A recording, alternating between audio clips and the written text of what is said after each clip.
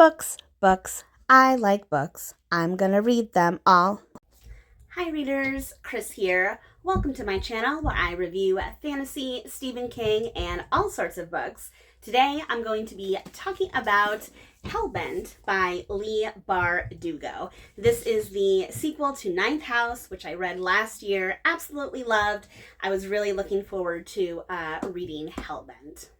Like I always do, I'm going to be talking about world building, characters, and plot, but first I'm just going to give you a brief setup as to what this book is about.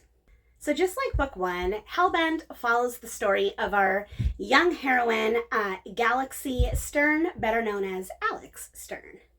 Alex goes to Yale University, where she is a member of a secret society called Late House, aka the Ninth House. Late House is basically supposed to police all of the other secret societies and make sure that none of their magics and stuff that they do gets out of hand.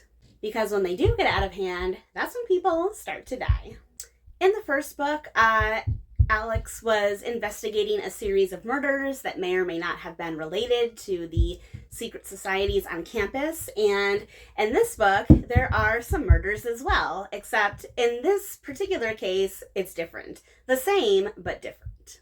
Also in the first book, there was a character that we learned about, but didn't really meet. We only met this character through flashbacks. And this character was a young boy named Daniel Arlington, better known as Darlington. In the first book, Darlington was not around in the present day because he had mysteriously disappeared. We found out at the end of the book that Alex suspects what happened to him, and she suspects that he may or may not be in hell. But the thing is she doesn't really know. She doesn't know. She doesn't know if he's actually alive. She doesn't know if his soul's alive. She doesn't know if, he can possibly be saved, or if it's too late for him, if he's a monster now. She really has no idea, but that doesn't stop Alex. She decides that she's going to do whatever it takes to try and save Darlington if she can, because she believes that if the situation was reversed, he would do the same for her. So there's kind of two main plot lines in this book. One is Alex trying to get a group together to possibly go to hell and attempt to save Darlington. Number two, there are some new murders going on, and Alex doesn't know if they're related to what she's doing, if they're related to the societies on campus. She doesn't really know. So there's two kind of things going on. There are other, there are sub storylines as well, but those are the two main ones I'm going to focus on. So let's talk about the world building, the world of Ninth House, the world of Hellbent. Because so much of the story takes place on the Yale University campus, it does make it feel a bit like it's another world. If you've ever been to a big college, they do feel like they're their own ecosystems, they're their own towns, and they're kind of separated from the rest of the world. And I think in the first book, in Ninth House, I think Leigh Bardugo does a really good job of really making you feel that you're in this other world. Yale is a real place, it's a real university in Connecticut, but the Yale in this world also feels real, but also completely different because it's so magical. It just feels like this old world magical place, etc., etc. And I think in this book in particular, she takes it a step farther, and she really goes into some of the history, not only of Yale, but of where Yale is, which is in New Haven. So the fact that, New Haven is along the coast, and it was this, port in the shipping area, and what that really means to the town and why it is the way that it is. It also explores how in the past, some of the magic that's available for people to use may not have been used in the most benevolent way.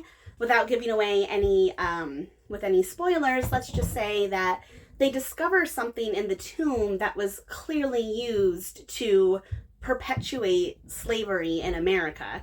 And even though it's a magical thing, even if it wasn't, you can kind of see how, people with lots of wealth, power, imagine if those people had magic as well to like help them do these horrible things. It's really kind of crazy.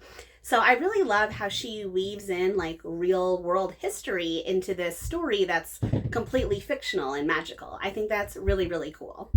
I don't consider myself a big history buff. Like, I'm not someone that's like, ooh, history. But if you are, I think you'll appreciate that about this book. And even if you're not, I still think that you might find it cool, like I did. Now let's talk about our characters, starting with Alex. If I didn't already feel this way in book 1, then I definitely feel this way in book 2, and that is Alex is probably one of my favorite female characters that I have read recently, because I feel like, especially in fantasy, because I read a lot of YA, especially in fantasy, a lot of female characters basically kind of fall into two groups. One group is the, oh my god, I didn't think I was special, but I'm the most special. And then group 2 is like, ooh, I'm spunky and cute and, manic pixie dream girl, that kind of thing. And I feel like most female fantasy characters can kind of fall into one of those two groups. Alex falls into neither. She does not fall into any group because she is incredibly flawed. She is an incredibly flawed character, both because of her background. Like, she came from a really like an underprivileged home. She was involved in gangs when she was younger. Like, she fell in with the wrong crowd. Like, she has a very damaged history past, and honestly, she probably needs to be in therapy, but she kind of deals with it in her own way. But this makes her super interesting, though, because despite all of these horrible things that have happened to her, despite that, like, she has certain characteristics and certain qualities, the one about like not giving up, that help her to succeed in certain situations. Now, she makes mistakes. She makes mistakes in the first book. She makes mistakes in here too. And even though she makes mistakes, like, she still keeps pushing forward. And I think that really makes her likable. She's so flawed. She's so damaged. She makes tons of mistakes, but yet she keeps pushing forward. So in a way, she's almost like inspirational in a way. So I just think that makes her super interesting and super fascinating and completely different from most of the female characters that I read in a lot of books. So other than Alex, who I love, there are a couple of other characters that I want to mention here. One is Pamela Dawes, aka Oculus. So we did meet her in book 1, and she's basically kind of like Alex's sidekick. She's another member of Lighthouse, and her job is basically like a record keeper. Like, she archives everything, she records everything. In the first book, she was very she's kind of a more quiet, introverted character, someone who's very intelligent but shy, that kind of stereotype.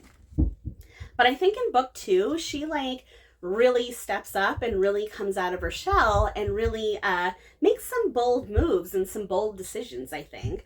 We also get to know a lot more about her. We get to know a lot more about a lot of the characters in this book, way more than we did in the first book, which I really liked.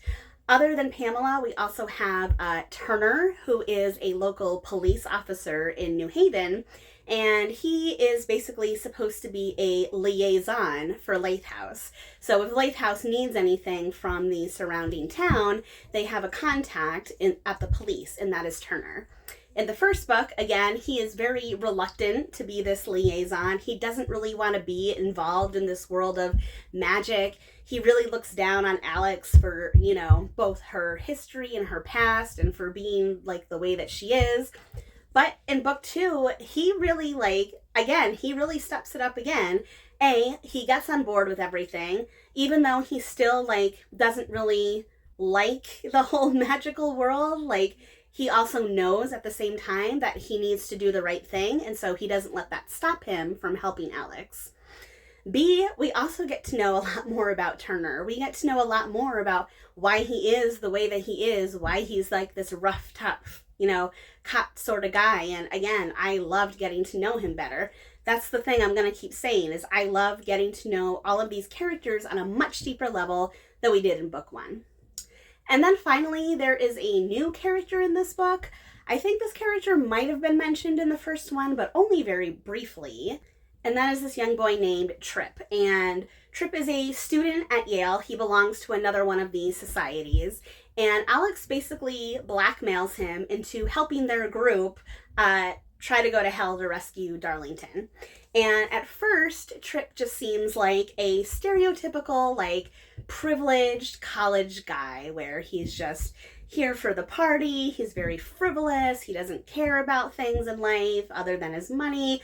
But again, you get to know him on a deeper level and you start to kind of understand why he is the way that he is, understand the things that he struggles with. And then his storyline has a super fascinating ending, which I'm not going to give away because it's a spoiler. But what happens to him is probably my favorite thing about this book because I came to really like his character. You know, again, despite his flaws, I found him to be super endearing. He's kind of the comic relief of the group, and he has a very amusing, interesting ending that hopefully, if there's a third book, hopefully we'll get to continue with Tripp and find out what happens to him next. Okay, so characters plus world building plus, now I'm going to talk about the plot. And the plot is the one area that in the beginning of the book, I did struggle with a little bit. Because when the book first starts, it felt very much like I was just reading Ninth House all over again. Because like I mentioned, Ninth House starts with murders. This book starts with murders. In Ninth House, there are a lot of flashbacks between present day and the past. And in this book, there are a lot of flashbacks between the present day and the past. And at first, that kind of made me feel a little disappointed because I'm like, it feels like I'm just getting the same thing. I'm not getting something new. However, by the time that we got to about the halfway point, the story went in a completely different and new direction, and the flashbacks stopped. Yes, if you were annoyed by the excessive flashbacks in Ninth House, there are some in here, but they actually do stop at a point and they never come back again. Hallelujah, hallelujah. Now, I'm not against flashbacks, and I think they were used here way better than they were used in Ninth House. In Ninth House, I did think they were a bit excessive. I could have done without some of them. So the fact that they only are used sparingly here and then they stop at a certain point, I think is a super big improvement from Ninth House. And I love Ninth House, so I mean, I guess I'll say it's a minor improvement because I loved it anyway. I loved it anyway despite the flashbacks. So like I said, at about the halfway point, that's when things really started to pick up, for me anyway, and I started to get really invested in the story and really excited. Like I mentioned when I was talking about Alex, she makes mistakes in this book, and some of those mistakes help to make reading this book like really fun and really exciting because you just don't know what's going to happen. I had no idea chapter to chapter, like trying to guess where it was going to go, what was going to happen. And every single time I was completely shocked, completely surprised. And that made the process of reading this book really, really fun. The plot is continuous. It never slows down. It only picks up as it goes along. There's tons of twists and turns and shocking revelations. And if you thought book one was shocking, like I think book two might be even more shockinger. Is that a word? I don't think so. It is now more shockinger. Anyway, if you enjoyed Ninth House for the shocking twists and turns, you will definitely enjoy Hellbent for the same reason as well. So there you have it. Those are my thoughts on Hellbent. Overall, I love the world building, I love the characters, and I mostly loved the plot, except for the little bit that I struggled in the beginning. So, if you've read Ninth House and you loved Ninth House, I think you will love Hellbent as well. However, if you've read Ninth House and you didn't like it, I don't think that you would like Hellbent any better. It's very much cut from the same cloth. So hopefully if you haven't read this, I've either convinced you to read it or warned you not to, depending on how you feel. But I really liked it at the end of the day. It's definitely got the potential to end up on my favorites of 2023. that is all for today. So if you like this video, please give it a thumbs up. If you're not already, please subscribe to my channel. Let me know in the comments section below if you've read Ninth House, if you've read Hellbent yet, what you think about it. It really helps me out. And as always, come back soon for more bookish videos. All right, everyone. Happy reading.